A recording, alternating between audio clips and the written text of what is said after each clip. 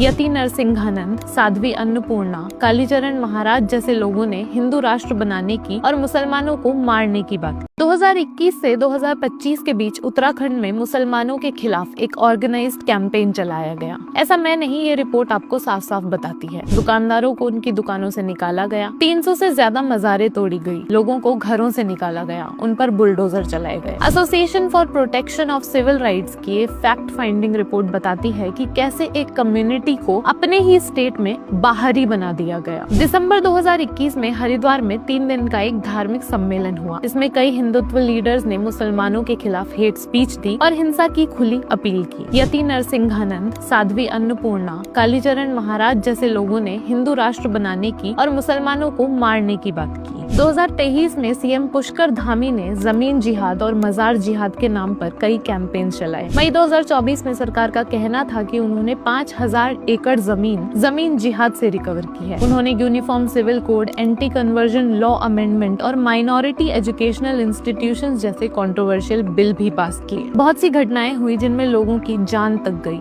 उत्तरकाशी में स्वामी दर्शन भारती ने एक मस्जिद तोड़ने के लिए रैली निकाली, जिसमें 5 पुलिस वाले और 30 से ज्यादा लोग घायल हुए। दुकानों के ताले तोड़े गए और उन्हें लूटा गया। श्रीनगर, कीर्तिनगर और चौरस में एक बीजेपी नेता पर लव जिहाद के नाम पर 15 दुकानदारों को एविक्ट करने के आरोप लगे। गौचर में एक पार्किंग पर लड़ाई के चलते 10 मुस्लिम दुकानदारों को एविक्ट कर दिया गया। ऐसे ही नंदा घाट पर एक ईव टीजिंग का इल्जाम लगाकर 15 दुकानदारों को निकाल दिया गया। नैनीताल में एक 12 साल की लड़की के सेक्सुअल असॉल्ट के बाद मुस्लिम शॉप्स को टारगेट किया गया। मस्जिद को आग लगाओ के नारे लगाए गए, दरवाजे खिड़कियां तोड़ने की कोशिश की गई और मामले में कोई एफआईआर तक दर्ज नहीं हुई। काशीपुर में आई लव मोहम्मद कंट्रोवर्सी के बाद कई दुकानों को बिना नोटिस के तोड़ा गया, लोगों को मारा पीटा गया, राशन कार्ड तक कैंसिल करने की धमकियां दी गई। ये रिपोर्ट बताती है कि ये सारी घटनाएं अलग नहीं है, सब में समानताएं हैं। पहले कोई ट्रिगर होता है, फिर उसके आसपास कोई नैरेटिव बनाया जाता है, फिर हिंसा होती है और फिर मुसलमानों को एविक्ट किया जाता है। देवभूमि यानी कि ये देव की भूमि है, यहाँ सबके लिए बराबर जगह होनी चाहिए। फिर क्यों एक समुदाय के लोग आज भी यहाँ अपनी दुकानों और अपनी पहचान को बचाने के लिए